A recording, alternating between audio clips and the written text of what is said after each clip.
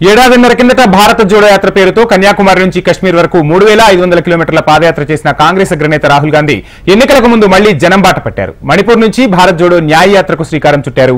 మణిపూర్లోని థౌబాల్ జిల్లాలో ఓ ప్రైవేటు మైదానం నుంచి యాత్రను ప్రారంభించారు.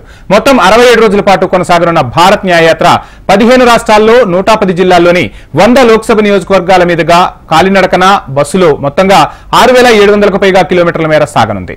మార్చి 20న ముంబైలో ఈ యాత్ర ముగుస్తుంది. ఇక మణిపూర్, నాగాలాండ్ మీదుగా జనవరి 18 నాటికి యాత్ర అస్సాంకు చేరుకుంటుంది. ఇది ఎన్నికల కోసం చేస్తున్న యాత్ర కాదని ఇప్పటికే కాంగ్రెస్ స్పష్టం చేసింది. దేశంలో వెనకబడిన వర్గాల గొంతుకను వినిపించేందుకే రాహుల్ గాంధీ యాత్రను చేపడుతున్నట్లు తేల్చి చెప్పింది. అందరికీ న్యాయం జరగాలన్నదే తమ లక్ష్యమని వెల్లడించింది కాంగ్రెస్.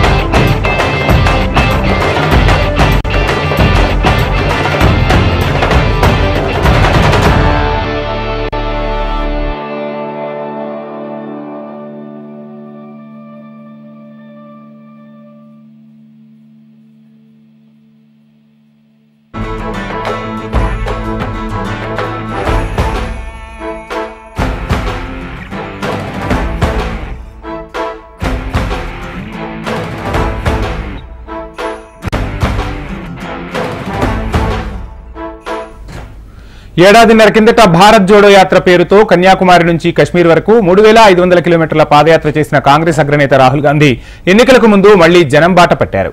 మణిపూర్ నుంచి భారత్ జోడో న్యాయ యాత్రకు శ్రీకారం చుట్టారు రాహుల్. మణిపూర్లోని థౌబాల్ జిల్లాలోని ఓ ప్రైవేటు మైదానం నుంచి యాత్రను ప్రారంభించారు.